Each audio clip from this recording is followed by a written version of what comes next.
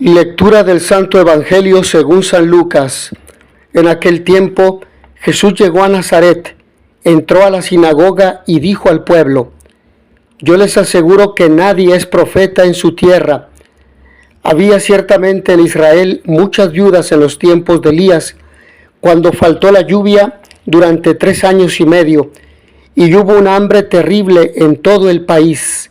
Sin embargo, a ninguna de ellas fue enviado Elías, sino a una viuda que vivía en Sarepta, ciudad de Sidón.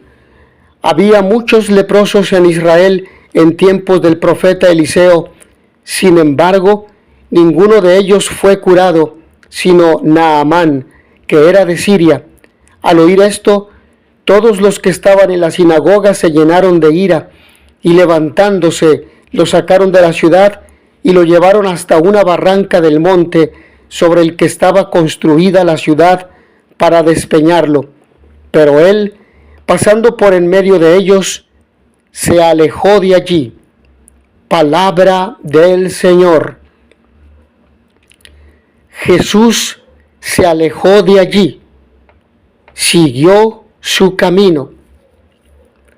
Jesús se nos revela como aquel en el que las profecías se hacen realidad. Él invita a sus paisanos de Nazaret a reflexionar sobre el hecho de que Dios distribuye sus dones a quienes muestran tener un corazón sincero y disponible. No importa a qué raza o nación pertenezca, Naamán y la viuda de Sarepta son un buen ejemplo de ello. Pero los recalcitrantes oyentes de Jesús, aquellos escépticos y desconfiados, en lugar de aceptar la invitación a la conversión, reaccionan con violencia. La fe que solo pretende fundarse en milagros no es, en realidad, una fe verdadera. Y nosotros nos encontramos con esta terrible situación en nuestras comunidades, en nuestra sociedad contemporánea.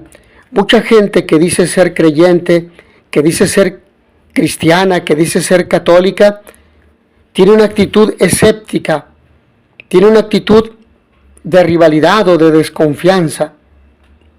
Por ello, el texto del Evangelio que escuchamos se enmarca en la sinagoga de Nazaret, donde Jesús proclama su misión. Jesús hace suyo el pasaje de Isaías: El Espíritu del Señor está sobre mí, porque Él me ha ungido, me ha enviado a evangelizar a los pobres, a proclamar a los cautivos la libertad y a los ciegos la vista, a poner en libertad a los oprimidos, a proclamar el año de gracia del Señor. Manifiesta su misión. Sin embargo, este anuncio provoca perplejidad de quienes lo han conocido como uno más entre ellos.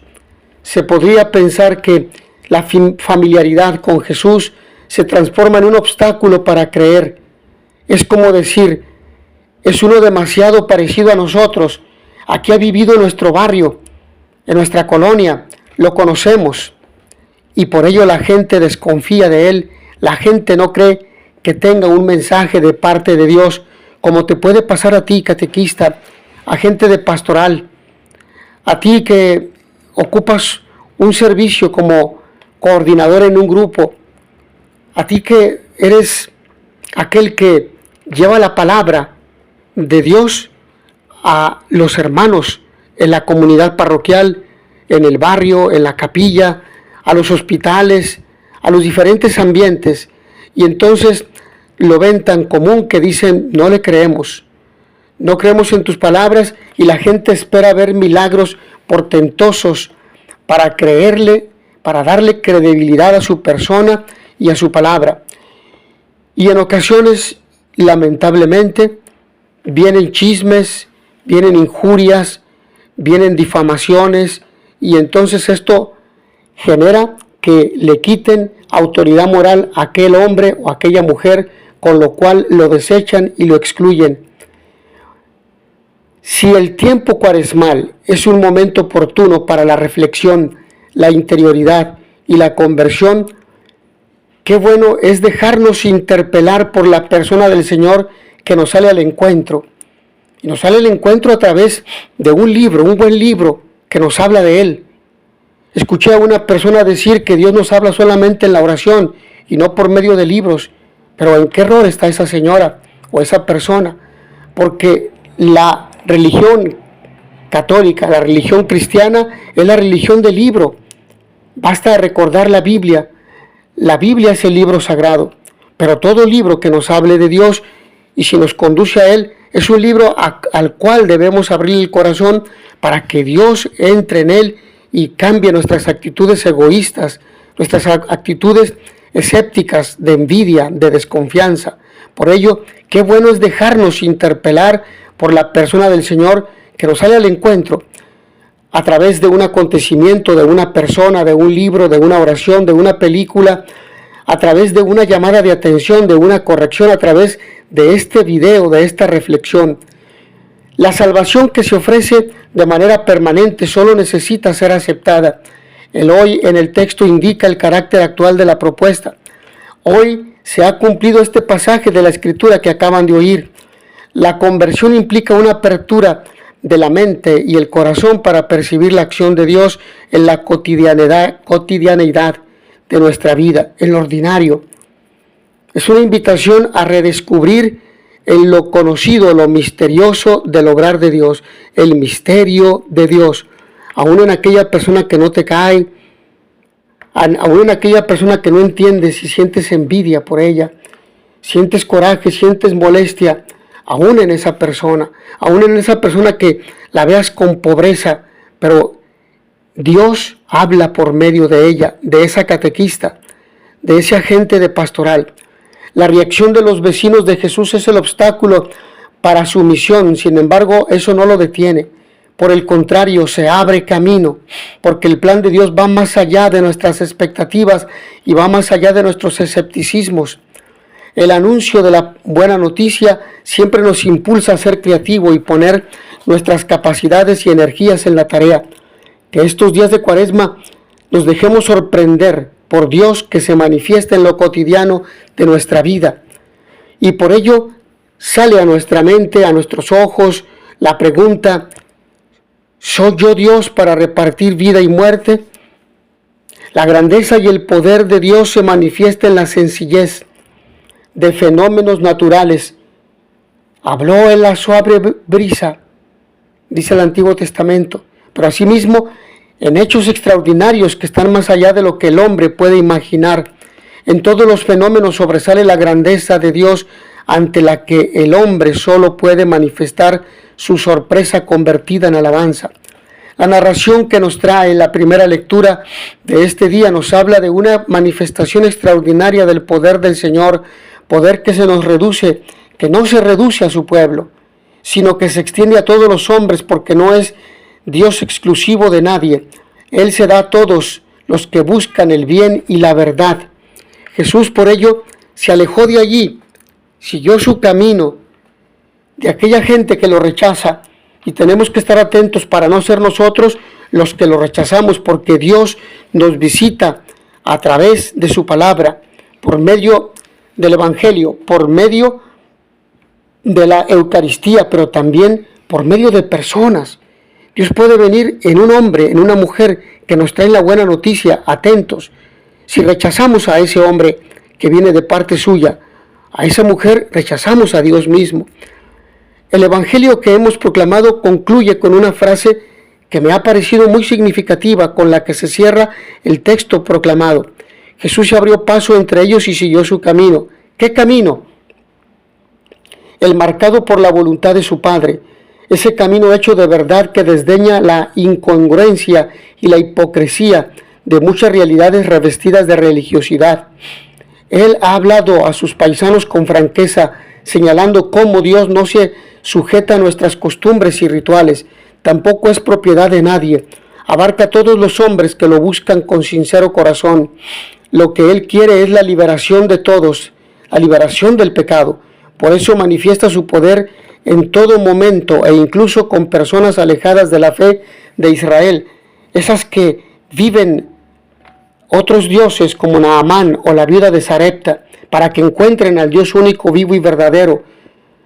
La verdad y sus efectos son aspectos que debemos considerar, porque es claro que la proclamación de la verdad que Jesús expone no deja indiferente a quienes le escuchan. Los paisanos de Jesús entendieron lo que les estaba diciendo y se sintieron no solo ofendidos, sino también furiosos. Hay quien reacciona así con coraje, con envidia, con discordia.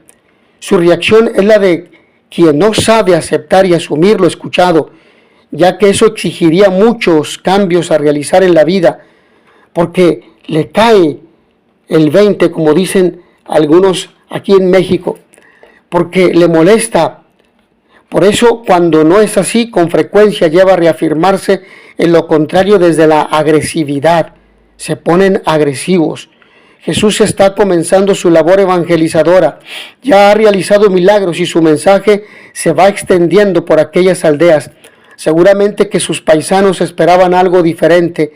Su fama de hacer cosas extraordinarias les mantendría expectantes. Jesús, de alguna forma, no accede a quedar bien ante ellos y les echa en cara su obcecación, su incredulidad. Seguramente percibió atisbos de desconfianza en quienes le miraban y les dijo algo que no esperaban y lo reafirmó con ese dicho que seguramente todos conocían: ningún profeta es aceptado en su pueblo. Con sus palabras les descubrió la pobreza de su fe. Qué pobre es su fe, porque todo lo critican, porque a todo le ponen trabas, peros, porque no aceptan en su corazón. Ellos no fueron capaces de escuchar el mensaje del Dios Salvador de todos. De ahí su intención de despeñarlo, de deshacerse de él. Quizá la verdad es más hiriente cuando quien la dice es uno de los nuestros, que sabe de nuestras pequeñas traiciones e infidelidades, y con su actitud nos las deja a la intemperie, pero ni las invectivas ni la ira de sus paisanos cambió su decisión de seguir su camino. Vivimos momentos confusos, cambios bruscos, violentos, tiempos de fake news y de noticias falsas, donde la verdad se camufla fácilmente en realidades falsas. Las palabras de Jesús nos invitan hoy a la fidelidad, a la verdad de Dios que hemos escuchado. Esa que no se reduce a lo que anuncia una salvación adaptada a las circunstancias, sino una verdad salvadora, abierta a todos, hecha realidad en la persona de Jesús. Nosotros somos sus testigos. A nosotros nos corresponde llevar su verdad a un mundo muy apegado a la mentira. Con sus palabras y con su vida nos manifiesta cómo seguir su camino. Él lo expresó en respuesta a aquel Felipe que pedía algo que dejara de lado todas las dudas y le dijo: yo soy el camino, la verdad y la vida. Cuaresma, buen tiempo para cuestionarnos nuestros conceptos de Dios. Por ello es importante decir que vivimos según el Dios que nos imaginamos. A veces podemos convivir con conceptos tal vez anquilosados, antiguos, herrumbrosos, que no animan ni dinamizan la vida. Buen momento para comprobar si ese Padre bueno que nos anuncia Jesús es el que vivimos de verdad y hasta qué punto esa universalidad salvadora de Dios es la que nosotros manifestamos en todo lo que llevamos a cabo. Animo a dejarnos empapar de sus palabras y dejarnos afectar por ellas. No importa quién te las diga, porque finalmente el que está detrás es Dios, confiando en la fuerza de su Espíritu. No ataques los conceptos, no ataques el mensaje del otro, no ataques la persona del otro, porque es probable que Dios te esté hablando por medio de esa persona. Por ello, y concluyo con brevemente una reflexión en torno a la primera lectura: vivamos de forma extraordinaria las cosas ordinarias. Vivamos el mensaje de Dios abierto a la universalidad que nos ha manifestado en la historia de Naamán, el gran general sirio, que nos interpela en este tiempo de Cuaresma. En primer lugar, este hecho nos muestra que la salvación de Dios no tiene fronteras, pero la pedagogía de Dios no sigue nuestros estándares. Es necesario tener una mente abierta y un corazón agradecido. Naamán esperaba grandes recibimientos, ritos y algo espectacular. Viene preparado para eso con sus tesoros. En cambio, el profeta Eliseo ni siquiera sale a recibirlo, solo le envía un mensaje: ve y lávate 7 veces en el Jordán, tu carne renacerá y quedarás limpio. El desconcierto se vuelve enojo e indignación. El general sirio decide irse ofendido. Es la oportuna intervención de sus servidores la que lo hace recapacitar. Lo que creemos conocer nos impide estar atentos a lo nuevo. Es interesante que nos cueste reconocer el obrar de Dios en lo ordinario de la vida y que esperemos, por el contrario, algo extraordinario. Necesitamos la voz serena de los que viven la sabiduría de lo cotidiano. Este tiempo cuaresmal puede ser un tiempo propicio para no esperar cosas espectaculares, pero sí disfrutar de lo extraordinario que trae el día a día. Y el milagro sucede. Su curación de la lepra manifiesta el poder y la bondad de Dios. Tras el milagro, la confesión de fe por parte de Naamán en el Dios de Israel. Como en todos los pasajes de la Escritura, el milagro es un hecho que nos habla de algo más. No queda ahí, sino que se incorpora a nuestra liturgia. Detrás del suceso hay una simbología, como puede ser el bautismo a través de la inmersión en el agua que purifica y limpia, o la eficacia de la palabra de Dios que cambia el corazón de las personas, y una tercera que es el sentido universal de la salvación en virtud de la obediencia. Naamán tuvo que dejarse de estructurar por Dios. ¿De qué manera estoy dejando que el Señor rompa mis esquemas? Mis hermanos, que todos ustedes el Señor vi benedica e vi dia la pace. In notizia veritatis proficere, pax et bonum.